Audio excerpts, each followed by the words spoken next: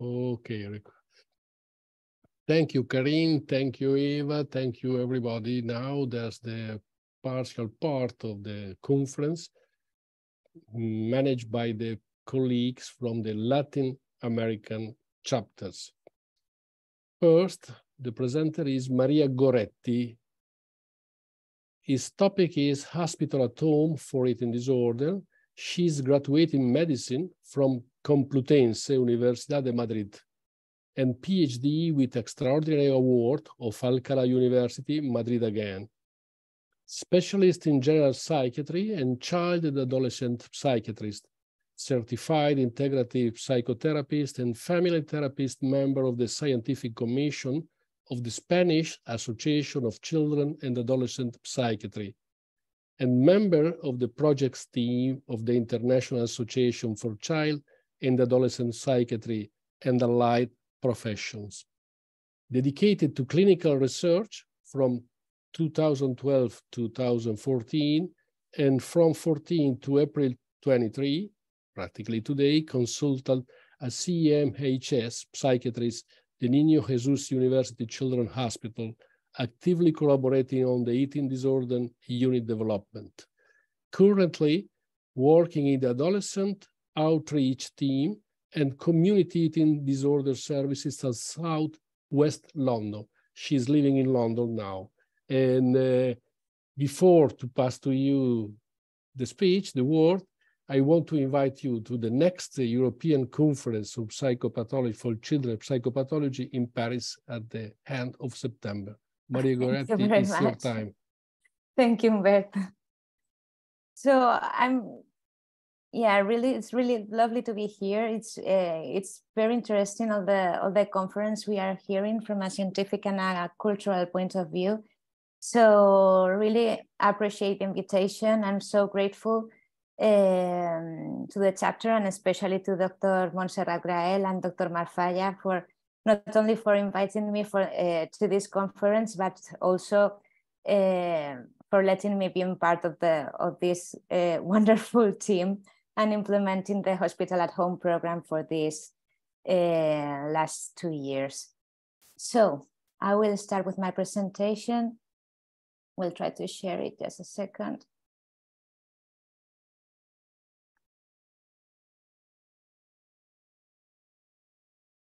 Okay, so this is what I'm going to talk about. It's the Hospital at Home program for eating disorders in the Niño Jesus Children's Hospital in Madrid. This is the agenda. We'll talk a bit about the importance of implementing these kind of programs, and then introduce to you the specific program. So what we know about home treatment and mental health, there is an increasing interest about reducing hospitalization rates and achieve the least restrictive treatment for the children and adolescents to be within the family and the immediate social environment. We have already here in this during these conferences about the WHO proposals of having a mobile camps for previously hospitalized patients as a model for more progressive services. Well, we know that home treatment reduces the number of hospitalizations, and it's also better in terms of cost effectivity. But what happens with eating disorders, where we know the personal and family and economic burden of an inpatient admission? We know that it can be felt quite coercive by the young people, and it can delay their development. We know at least restrictive environment is preferable, but there is a huge scarcity of studies in eating disorders in spite of the need. We find this model from the group of Beate Herples-Dattmann that have, well, we share some things in common with them, because they implement a home treatment program after a hospital, an inpatient treatment. And she has found really good outcomes for this program. It's feasible, it's safe. They successfully maintain a healthy body weight during a year follow-up, and parents' skills to handle their child's eating disorders are demonstrated to improve significantly. Well, just to mark something, because it's different from our program, the average duration of the inpatient treatment before the home treatment is of 7.6 weeks, and then a 15.5 weeks of home treatment. We have another models. For example, this one from Zurich is delivered by specialized nurses, and what they do is to compare an EPT treatment to an EPT plus home treatment program. After 3 months, they see a greater increase in BMI and no admissions in the EPT home treatment program. But as a difference with our program, this is not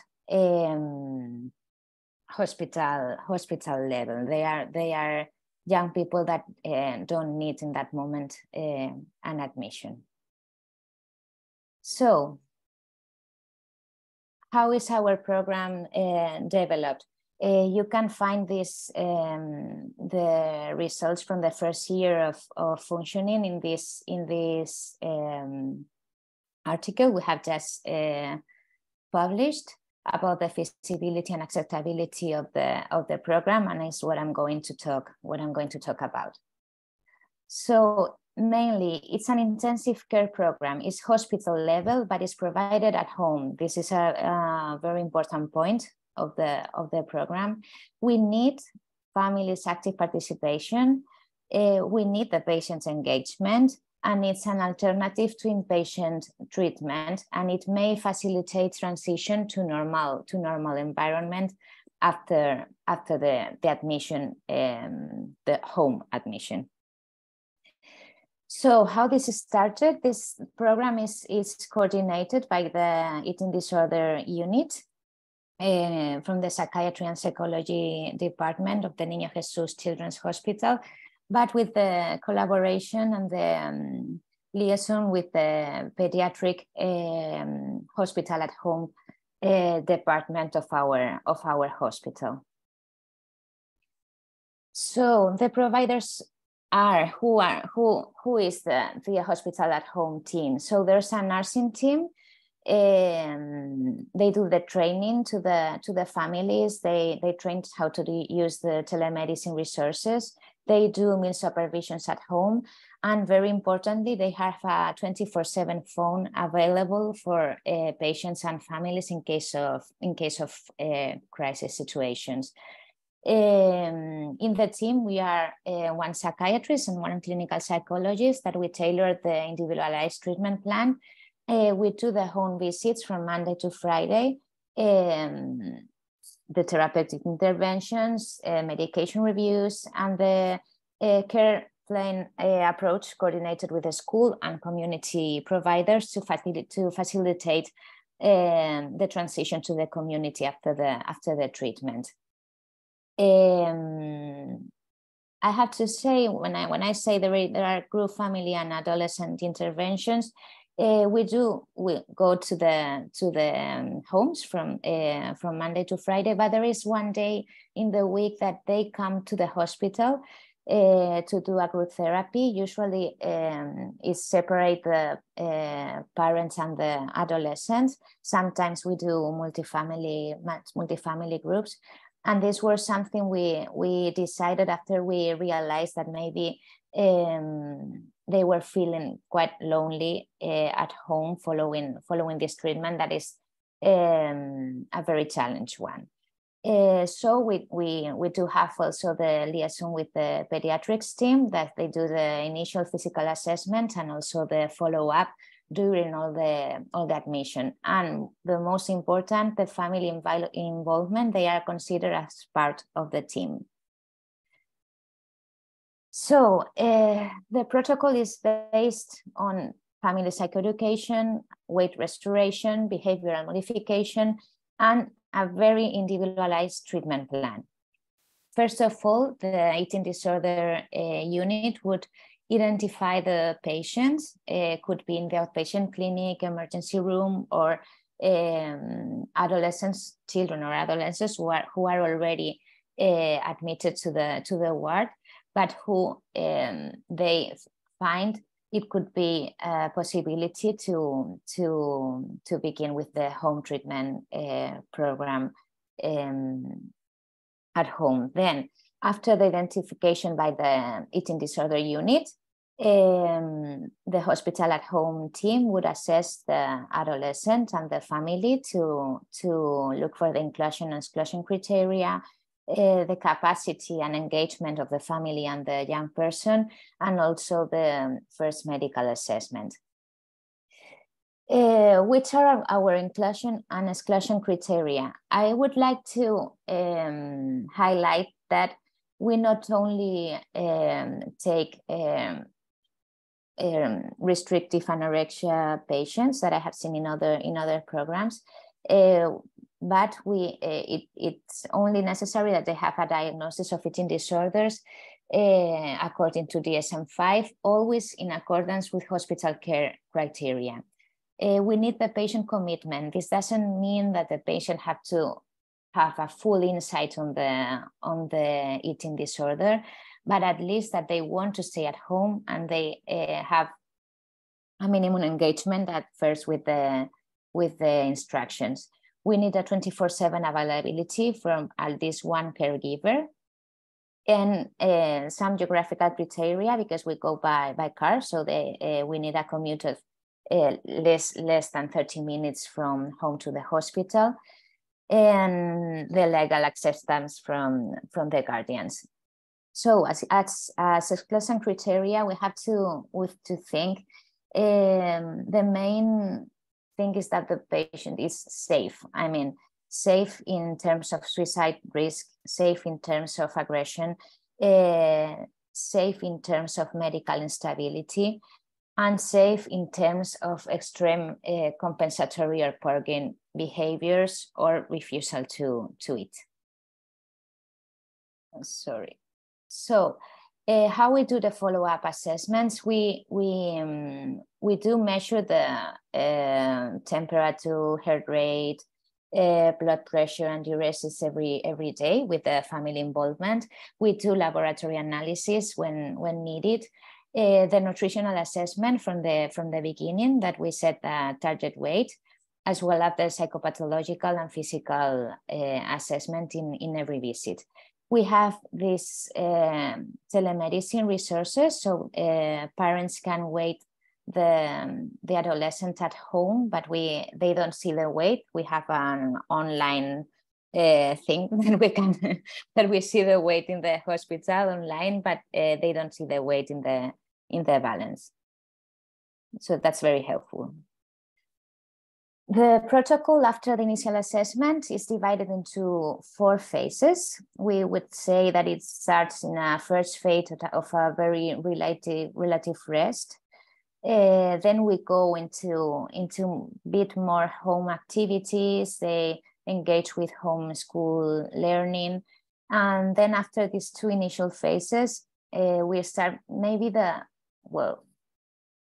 sometimes the longer one, that is to start with social life, to some friends' visits. They start to use the mobile phones. They can start doing some outdoors activities. And after that is and when we have the target weight, they are back to school, and we still follow them for some days to see that is working before they are discharged from their program.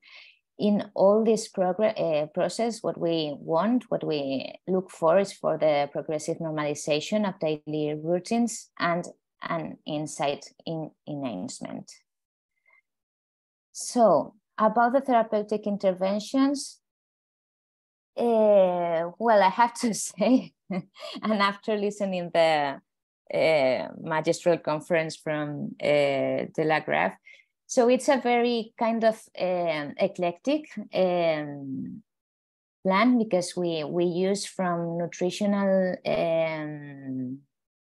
therapeutic interventions, crisis management. Also, we use some cognitive and narrative and behavioral modification techniques. And we do work a lot in the understanding of the program, of the problem, the identification of the triggering and predisposing factors. And we also work with the psychological difficulties of the person and cognitive distortions regarding the value of numbers and shape and weight in different life factors. So we work with the adolescent, and we work well in different phases. Maybe they need different approaches. We do also a lot of autobiographical work and understanding of the meaning of the eating disorder in their lives in that moment, how it interferes, what do they want to change and recover.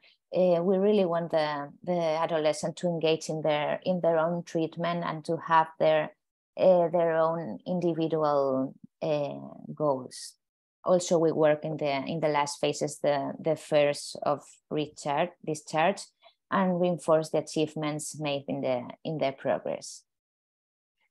What we work with parents and family, we reinforce their parental role, their capacity of feeding their children, their relieving of the guilt. We work with the externalization of the symptoms, training in contingency management. To identify the difficulties in the process, we also work in a systemic, from a systemic point of view about the family structure and the function of the symptom.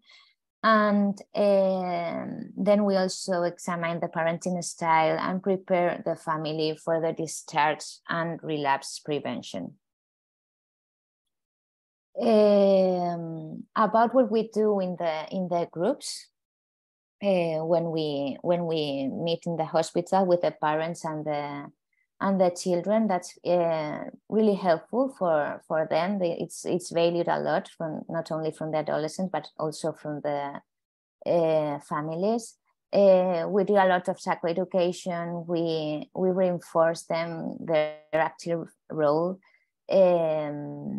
The expression of fears and how to handle the difficult situations, and also the care of the caregiver. We work a lot on that. Also for the adolescents, we work on strategies for emotional regulation, illness awareness, fears and challenges by treatment phase. Also the group as an interpersonal laboratory, and empowerment of the child as an active part of the treatment. Something very important we do on the first week, usually on the first days of treatments, is work on an individualized safety plan. We have tailored this, well, this is our template, so to say. And we work with them both in individual techniques they can use to distract themselves when they have unmanageable anxiety, increasing to activities they have to do with other people when anxiety is increased in order to be safe. And then when we work a lot on when they have to say explicitly that they need help, then consider to call the hospital at home team. As I said, it's available 24/7 and remain accompanied at all times. And only in the last step, the team would recommend the adolescent to go to the family to go to the hospital emergencies. At the first is the safety of the adolescent. So we have some preliminary results from this first, well, it's almost 2 years already, but this are about the first year. We had 59 patients, 100% female. We had a lot of, well, we have more males in the second year, but are not included in this sample. The mean age was 15-year-old, and the overall mean stay was of 39 days, which is comparable to the inpatient treatment. It merits attention that this is not well written. It's the 90. Well, I'm sorry, that's a mistake. Most of them lived with both parents, but the program has also been useful for adolescents that are in divorced families or monoparental families. If we look at where the adolescents come, around the 60% were adolescents with a brief inpatient treatment first, and almost the 49 patients were referred from the emergency department or from the outpatient clinic. The main reason of admission was weight loss in 75%, but also vomiting, suicidal ideation that we know is sometimes a very challenging complication in eating disorders. And some of the patients started with a refusal to eat. If we think about the diagnosis, most of all, the 50% were restrictive anorexia nervosa, but also atypical anorexia nervosa, purgative, bulimia, ARFID, and OSFED. Almost 50% had comorbid conditions, mainly adaptive disorders or main depressive disorder. And 32% of them had self-harm behavior at the beginning of the program. The treatment goals were achieved almost in the 90% of the patients.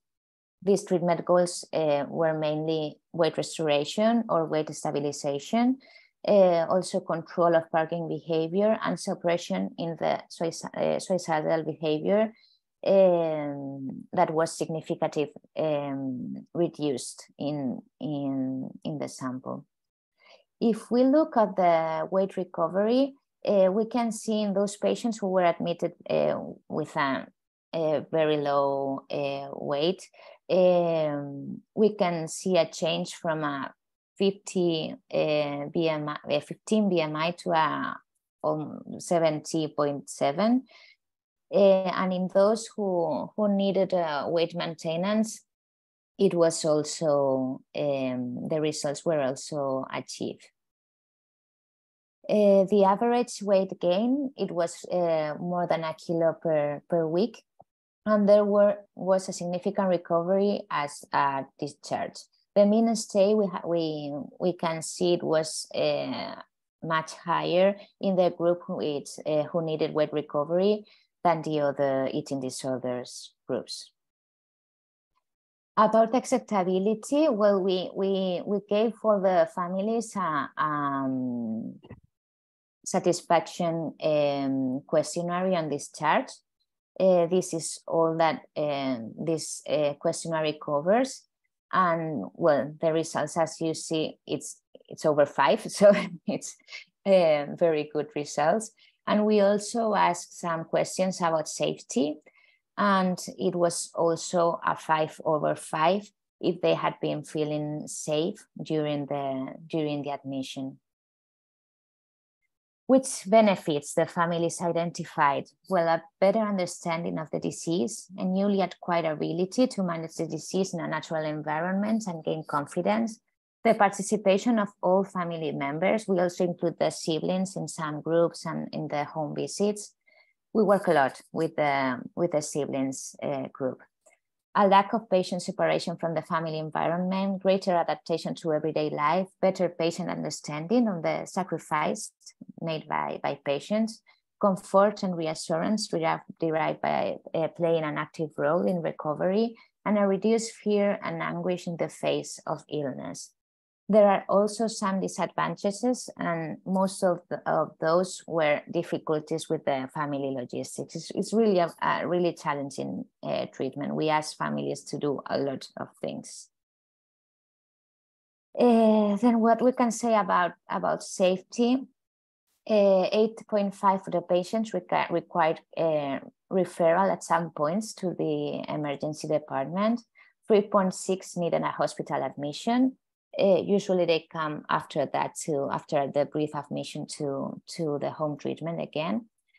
But it's merely attention to say that more than 95% of the crises were resolved at home by these urgent calls to the nursing team and applying to the individual safety plan. Well, about service use, we can say, I cannot say the exactly savings of the program at this point, but it avoided, well, more than 2,000 hospital stays. What can we say about the conclusions then? Where a hospital at home is less disruptive for social and family life, is feasible, is safe, it's high acceptable, it empowers the families and the young people in their treatment, is cost effective.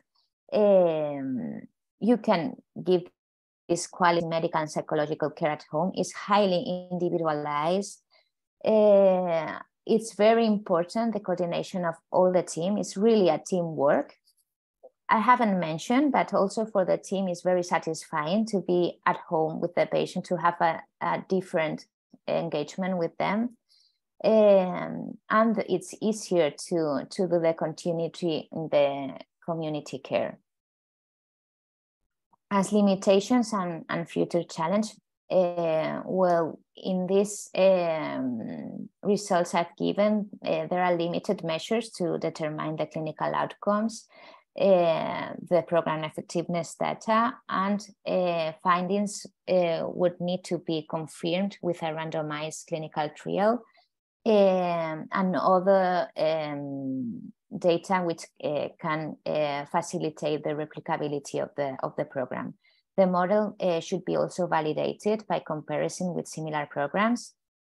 But well, this is all. Thank you very much. These are our contact details.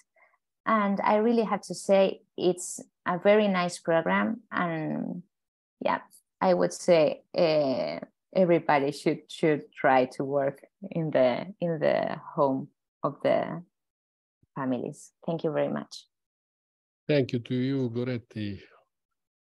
Yours is a very wonderful presentation. Thank you. So you stimulate the debate, and so perhaps somebody in the other part of the world can try to follow your pathway. Yeah, it really works it. I don't understand who paid for it. The hospital. And so is the general direction that changed his model. I mean, when I said I didn't have the data to say about the savings of the program, we know how much inpatient stay cost for an eating disorders is more than 800 euros per day. We do not know yet exactly our cost, but it's for sure is less. In the hospital at home team for the pediatric team, they already have this data because they have been working since 2018, I think, and the savings are great for the hospital. Of course, the family have to pay for their own food, and so we don't give the meals. There's a very enlightened head in your hospital. Okay, some other questions? Somebody has some question to Goretti? Otherwise, we pass to another speaker, Leonora Lievendag. Thank you. Excuse me, she's a PhD, she's a psychologist. She works in the University of Buenos Aires, is assistant professor of the clinical psychology and psychotherapy at the Facultad de Psicología de la Universidad de Buenos Aires. She's member of the academic board of specialist course in clinical psychology and cognitive behavioral therapy, again, in the Facultad de Psicología de la Universidad de Buenos Aires. She's lecturer in charge of the graduate course on prevention of disorder related to eating weight and body image. She is certified cognitive therapist by the Association Argentina de Terapia Cognitiva, and she's member of Professor Guillermina Rushstein research team. The topic is efficacy of an integrated program to reduce the risk for problems related to eating, weight, and body image in female adolescents from Argentina. Please, Leonora. Thank you, Humberto. I'll try to share my screen, my presentation on the screen.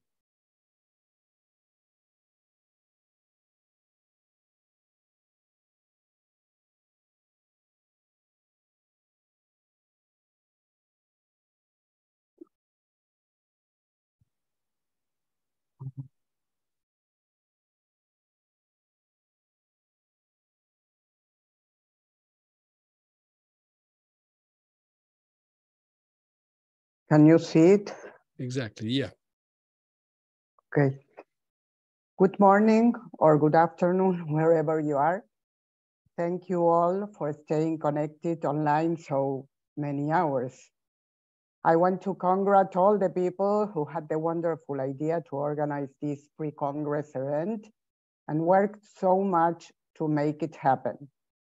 The title of this presentation is Efficacy of an Integrated Program, PIA2 or PIA2 in Spanish, to reduce the risk for problems related to eating, weight, and body image in female adolescents from Argentina. I am very grateful for the opportunity to present today the work of the great research team I am a member of. The laboratory is directed by Guillermina Rushstein at the Universidad de Buenos Aires. Historically, treatment and prevention of eating disorders and weight-related problems were completely independent from each other. However, in recent years, integrated programs to reduce the risk for the entire spectrum of problems related to eating, weight, and body image have been developed. These interventions intend to reduce shared risk factors such as restrictive diets, dysfunctional weight control behaviors, and high-thin ideal internalization. Thus, integrated interventions would be more efficient.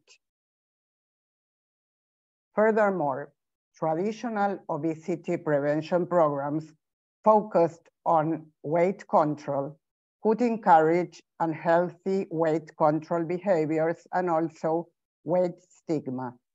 So it was hypothesized that integrated approaches with a focus on health improvement rather than weight status would also avoid potential harmful effects. Nevertheless, whether integrative interventions are the right pathway is still a controversial issue, and I will come back to it later.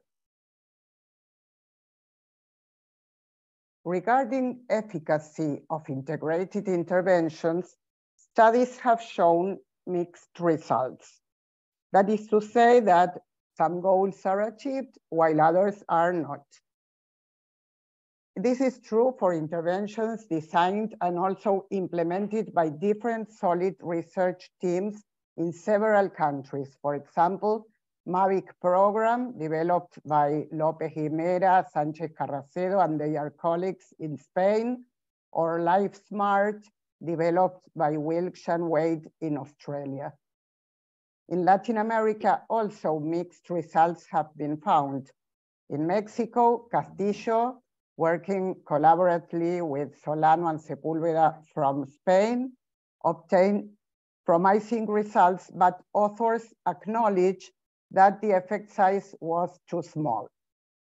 In Brazil, the program Healthy Habits, Healthy Girls was adapted by Leme and Filippi.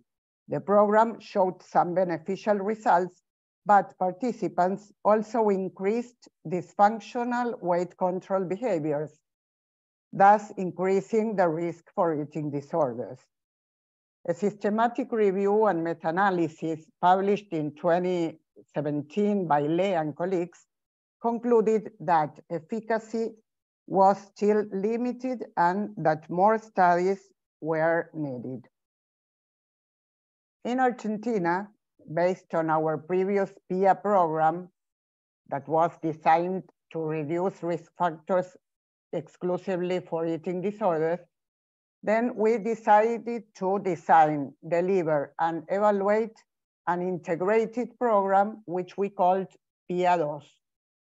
Although interventions targeted to reducing risk factors are intended to prevent future problems, it was not possible for us to evaluate true prevention effects.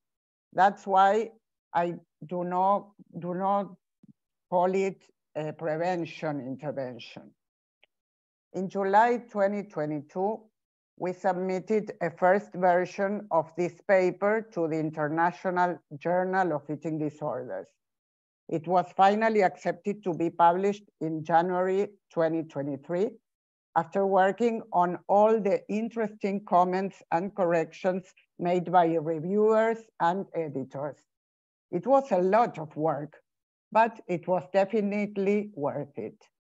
The article was included in the special issue called Eating Disorders in Hispanic and Latino Countries, published in April 2023. I want to acknowledge here the great efforts made by Eva Trujillo and also by Emilio Comte, thanks to whom this special issue was possible. The objective of our study was to examine the efficacy of PIA2 program to reduce the risk for problems related to eating, weight, and body image in female adolescents from Argentina. The non-probability sample included 509 female adolescents between 13 and 18 years old from 9 schools located in different geographical regions of our country. The study was conducted from 2018 to 2021, but it had to be interrupted during 2020 due to the pandemic and the social isolation measures that in Argentina were held very strictly for a long time. You must know that schools were closed during the whole year in 2020 and part of 2021 also. The intervention was school-based, and secondary schools from cities placed in the north, central, and south regions of Argentina were invited to participate. In all, 9 schools participated, contributing 230 students to the intervention group and 279 to the control group. Randomization was carried out at school level in order to control for the contamination effect that might occur if students from both conditions attended the same school. Students in the experimental group attended the sessions of PIA2 program in their regular school hours, while students in the control group continued with their usual schedule. The intervention was administered by 2 clinical psychologists in groups of 15 to 20 participants. Later, I will describe the program in detail. Ethical issues were complied, including approval by the ethics committee of our university, and also adolescents and parents' written assent and consent. Participants completed, first, a basic demographics questionnaire aimed at collecting data about age, self-reported height and weight, and also 2 questions were included. How many days a week they have breakfast, and how many days a week they practice physical activity. They also completed the EDI3 Argentinian adaptation and the SATAC 4 Spanish version. The assessment was performed in 3 times: before, immediately after, and 3 months after the intervention. As you can see here, participants in the control group were offered the intervention once the study was finished. Our hypothesis was that participants of MEEDA program compared to adolescents in the control group would show a decrease in skipping breakfast, thin ideal internalization, and risk for eating disorders, as well as an increase in the frequency of physical activity. Now I will describe the intervention. MEEDA program is a universal program, which means that it was designed to be delivered to female adolescents regardless their level of risk. The program was designed for female adolescents and not for boys, based on several reasons. First, even though eating disorders are increasing in boys, it is still much more frequent in girls. Second, based on some studies and on our experience also, we feared that girls would be reluctant to talk about some personal issues in front of boys. And third, we would have to face not only the thin ideal, but also the muscular ideal if we included also boys. And we feared that we didn't have time in only 3 sessions to do that. That said, I admit that nowadays inviting a school to participate only the girls is something that sounds weird, and it's not very well received by some schools. MEEDA is based on the cognitive dissonance theory and also on the media literacy educational approach, as these approaches have shown the highest efficacy for universal selective populations. The intervention intends to reduce risk factors, mainly thin ideal internalization, and also restrictive diets, especially skipping breakfast. At the same time, we seek to promote healthy eating habits and also physical activity. It comprises 3 weekly sessions, but in addition, participants are also proposed to carry out simple tasks between sessions. Each session includes activities from 3 thematic modules. The first one is about body image. In one of the activities, images from ads and from Instagram are used to initiate debates about the current pressure to achieve the thin ideal. And we work with triggering questions such as the ones you can see on the slide. What features do people in the pictures have in common? What is the first thing you can observe in the ad? Is that what they are trying to sell? Do these pictures make you think or feel something about yourselves? We encourage participants to express how images impact on their emotions and on their body image. A PowerPoint about ideals of beauty throughout of time and in other cultures is also used to reflect about the thin ideal as a social construction. Other videos and presentations are shown and discussed in order to promote critical thinking about the dominant aesthetic model that is socially imposed. Also, acceptance of diversity of body shapes and sizes is promoted. Regarding this issue, we take some ideas from the organization Anybody in Argentina. Along the sessions, many girls describe sad or annoying experiences when they go to buy clothes for themselves. So we debate about different ways to face those situations and feel better.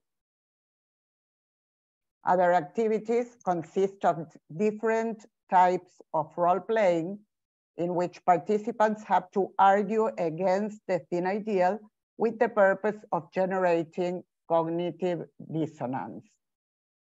In this activity, for example, they have to answer a friend's WhatsApp message. Here, the girl says that she doesn't want to go to a friend's party because the short she was going to wear does not fit her anymore. So girls have to answer her. The second module is about healthy eating. Participants discuss whether some popular beliefs about eating are true or false. They are also guided to identify different food groups, and then they have to choose and assemble healthy meals combining those different food groups. We also invite participants to reflect about the advantage of eating at least 4 regular meals, and also the drawbacks of restrictive diets and of skipping meals, breakfast in particular. In another activity, participants are asked to put in order drinks according to the amount of sugar they contain. And they are usually very surprised at the great amount of sugar some of the most commonly consumed beverages have. Drinking water and reducing the consumption of sugary drinks are promoted. The third module is about physical activity and movement. We seek to motivate the participants to identify opportunities to stay active in their daily lives. We highlight that each of them have different backgrounds and needs. Small personal changes to achieve a more active life are discussed and encouraged. Regarding data analysis, a relatively novel method of analysis, at least in studies conducted in Latin America, was adopted. Multi-level linear models seems to be particularly advantageous for research in school settings, as it includes different levels of nested variation. In this case, within students, between students, and between schools. And thus, it would protect the research from the ecological fallacy. This method also provides a robust strategy to handle missing data, so all cases could be included. Multi-level linear models were used to examine rates and patterns of change on the outcome variables that were skipping breakfast, physical activity, eating disorders risk, and thin ideal internalization. In this slide, the blue line is the experimental group and the pink one is the control group. In line with our hypothesis, participants who received the intervention decreased more than the control group in skipping breakfast month by month. On the other hand, against what was hypothesized regarding physical activity, there was no effect of the intervention on the estimated rate of change. The analysis also showed no significant interaction between conditions and times on eating disorders risk measured by risk subscales of the EDI-3. Finally, no statistical differences between groups were found in thin ideal internalization regarding change month by month. We've called them mixed results, although between you and me, we could also call them disappointment. After so much work while weaving hypotheses about healthy changes we might observe, we did not achieve such good results. Nevertheless, we face the challenge of writing an article because we know that advancement in our field requires publishing findings, whether they look great or not. On the other hand, I am eager to let you know that results of our study are showing much better results with the new sample, but I won't spoil it now. So come to next Congress and to our presentation. Let's see what we could conclude and discuss. As you've just seen, a decrease in the frequency of weekly skipping breakfast was found.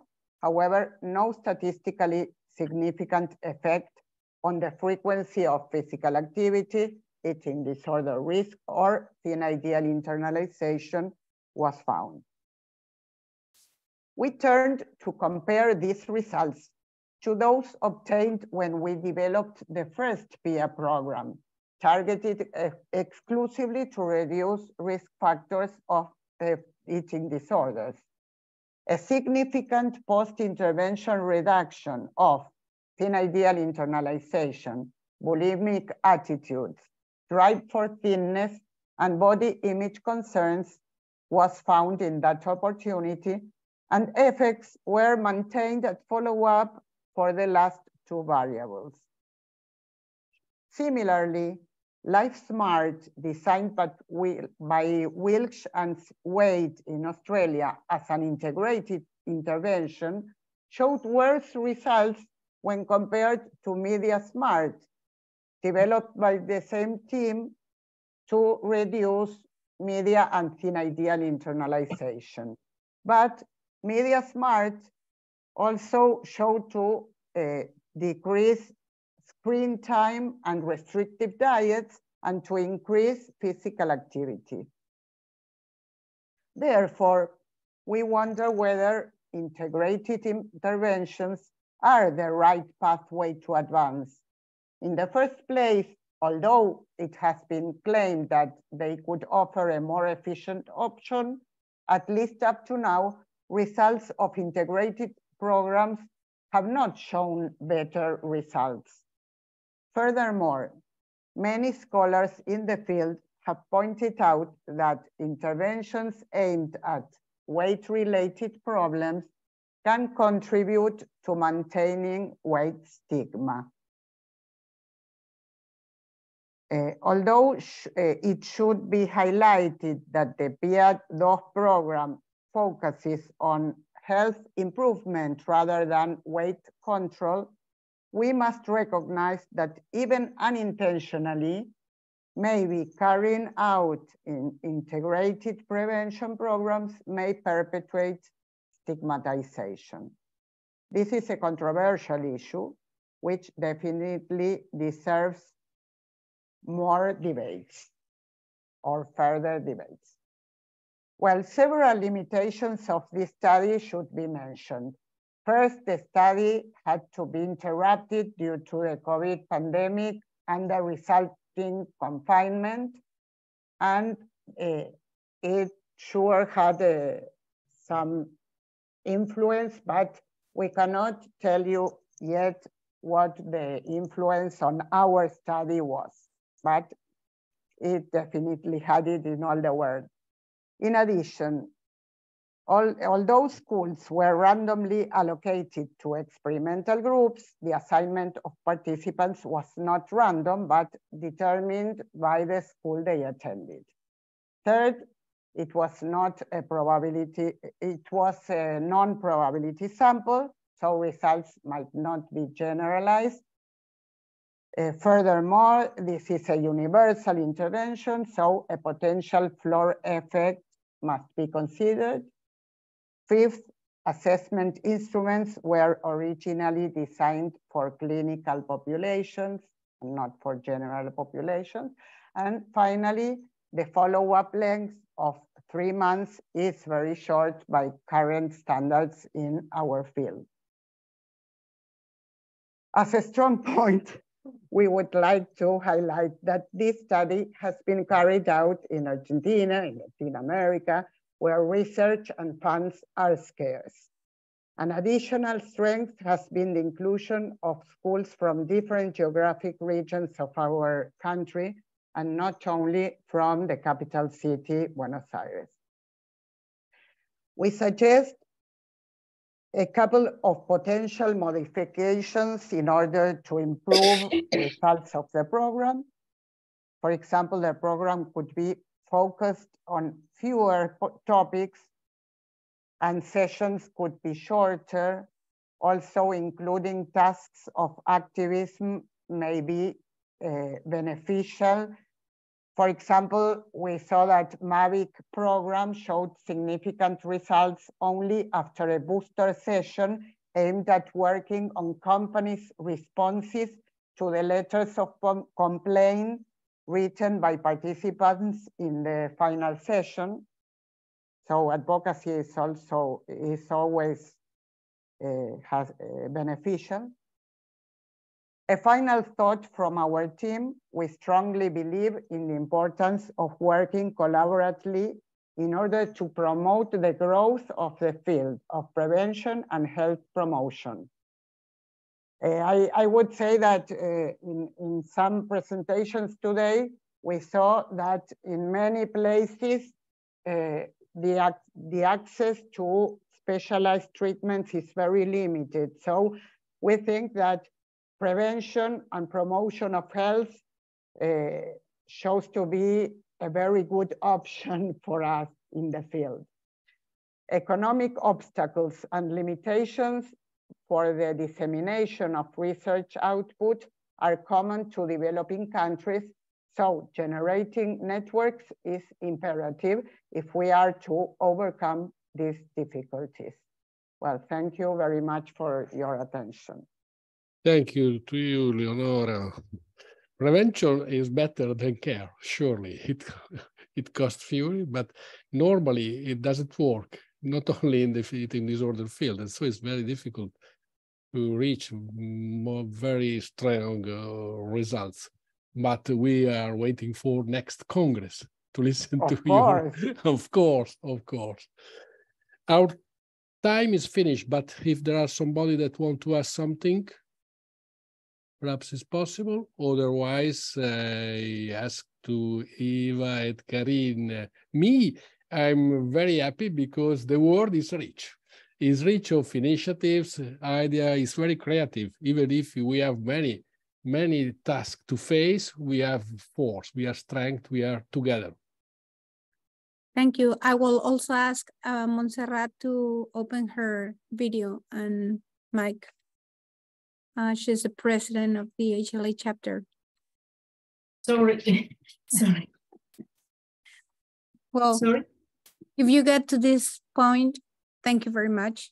Thank you very much for being all day here with us, all morning or all afternoon for some. So thank you. This is the first event like this, and we really hope that this will continue. As I think Yael was the one who said that probably in person next time, that will be amazing. We had 437 registrants for this conference, and not everyone was today on the Zoom, but I'm sure that they will watch it when Lisa and Dawn upload them to the website. So thank you, everyone. And I hope you enjoy it as much as I did. And it was very, very thoughtful and very exciting to see what everyone is doing and how we can advance our field from our trenches and work together for a better world. So thank you, everyone. And I don't know if the president wants to say something to everyone.